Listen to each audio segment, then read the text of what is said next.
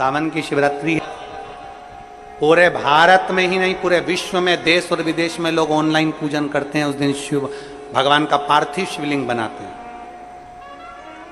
पार्थिव शिवलिंग का निर्माण करते हैं, पूजन करते हैं। हम जहां रहेंगे वहां से लाइव शाम को 7 बजे आप और हम, पूरा देश और पूरा विश्व, शाम को 7 बजे से 8 बजे तक 1 घंटे सावन की शिवरात्रि के दिन पार्थिव शिवलिंग का पूजन कर कर भगवान से अपने मन चाहा वर प्राप्त करें। इसमें क्या क्या सामान चढ़ेगा वो आप लोग लिख लीजिए।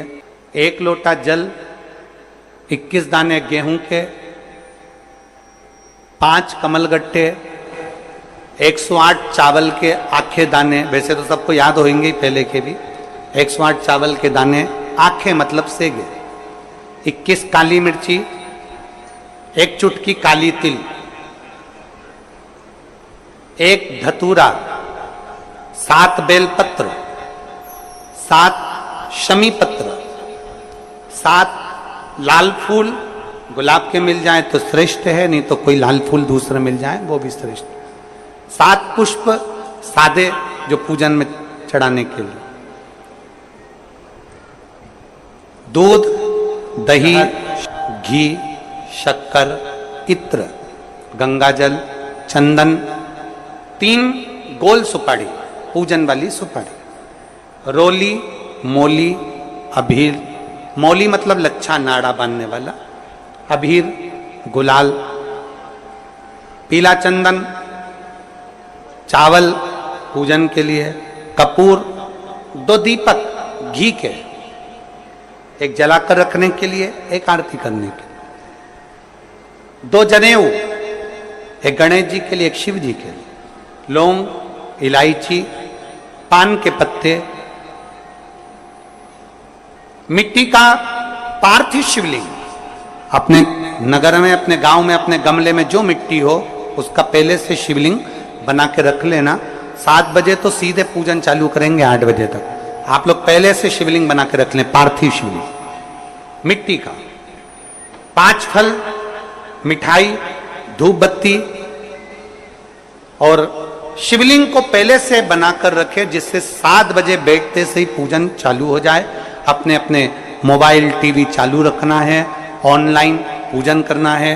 अपने नगर में, अपने गांव में जो ब्राह्मण देवता हो, जो पंडित जी हो, जो आपके यहाँ आते रहते हो और जो ब्राह्मण हो, उनको भी उस समय पर आप अभिषेक पूजन के लिए आमंत्रित करें। और पंडित जी उस समय पर करा रहे या उससे 1 घंटे पहले करा दे, कोई दिक्कत वाली बात नहीं है। पर शिवरात्रि के दिन शिव अभिषेक होना जरूरी है, क्योंकि सावन की शिवरात्रि के दिन जो पार्थिव शिवलिंग का पूजन शाम के समय, शिवरात्रि के दिन रात्रि के समय पर जो करता है, मनवांचित फल देवाधिदेव महादेव प्रदान करते हैं निश्चित। जो ब्राह्मण आपके परिचित हो उनको बुला लें।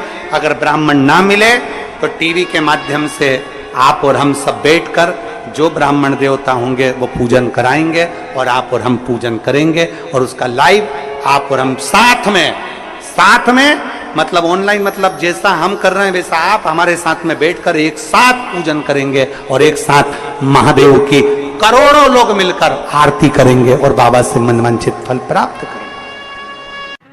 विसर्जन करते समय जब आप विसर्जन करें, पानी में अपने पात्र को, शिवलिंग को जब छोड़ें, उस समय पर ध्यान दीजिएगा कि शिवलिंग की जो जल की धार है, जिसका उत्तर की ओर जो जल की धार होती है, विसर्जन करते समय वो जल की धार अर्थात वो उत्तर का भाग हमारी ओर होना चाहिए। और थाली इस तरह से पकड़ें कि वो भाग हमको जब डालें तो वो भाग हमको दिखे, थोड़ा सा नजर आए पानी में डालते समय। और जब वो थोड़ा भाग दिखता रहे, और जिसलिए आपने शिवलिंग बनाया, जिस कामना से आपने शिवलिंग बनाया है, वो कामना उस भाग को पानी में देखते देखते बोल दीजिए, वो कामना पूर्ण हो जाती है। इसको कहते हैं पार्थिव शिवलिंग का निर्माण करना और उसकी आराधना करना। तो पहला क्रम है पार्थिव शिवलिंग का निर्माण। सावन के महीने में अगर आप शिवलिंग बनाते हैं, सोमवार को शिवलिंग बनाते हैं, तो नियम ध्यान रखिएगा महाराज, लिंग पुराण से है ये, इसका नियम ध्यान रखिए। क्या करना है? मिट्टी को लाना है, जल का छींटा देना, छींटा जरूर देना, घर में लेकर आए और जल का छींटा होना जरूरी है। 2 दिन तक 3 दिन तक मिट्टी रखी हुई है और उसके बाद अगर आपने पानी का छींटा नहीं दिया है और आपने डायरेक्ट मिट्टी को गला दिया और उसके बाद बनाया तो उसका कोई प्रमाण नहीं। जल का छींटा अवश्य, फिर उसको रख दें। 15 दिन बाद बनाओ, 4 दिन बाद बनाओ, 3 दिन बाद बनाओ, 2 दिन बाद बनाओ। शिवलिंग जब बनाओ तब उस मिट्टी को, जो कलश आपने रसोई घर में रखा है चावल का दाना रखकर प्लेट के ऊपर, अर्थात उस कलश का जल उस मिट्टी में थोड़ा सा डालिए। क्यों डाला जाता है उसका भी भाव वर्णन किया है। अब भविष्य पुराण, स्कंद पुराण और अग्नि पुराण, इन तीनों से ले लिया गया, वर्णन किया गया। जब उस कलश का जल हम डालते हैं तो उस कलश में पितरों का भाव आ जाता है, अन्नपूर्णा का भाव आ जाता है, घर में लक्ष्मी का भाव आ जाता है, संपदा का भाव आ जाता है।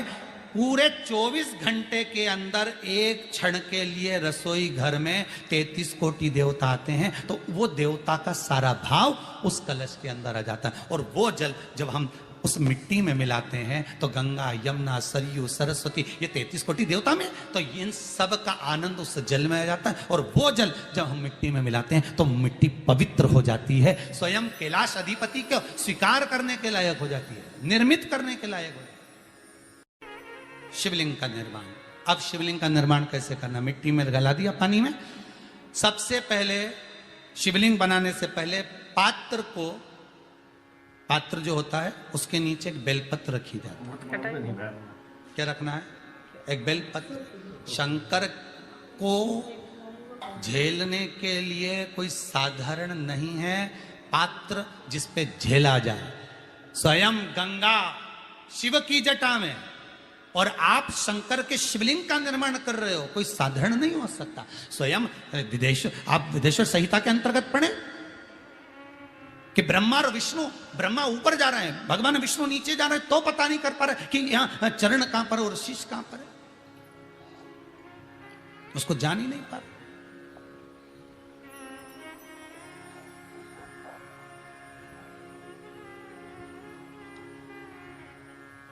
बस एक बेलपत्र,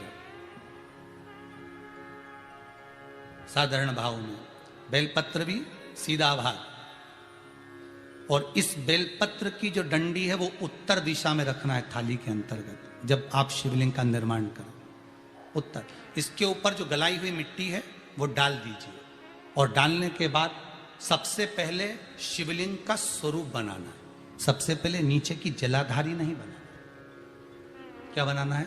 शिवलिंग का स्वरूप बनाना। बनाने के बाद उसी शिवलिंग के पास में और मिट्टी डाल लीजिए, फिर जलाधारी का निर्माण करें, फिर जलाधारी।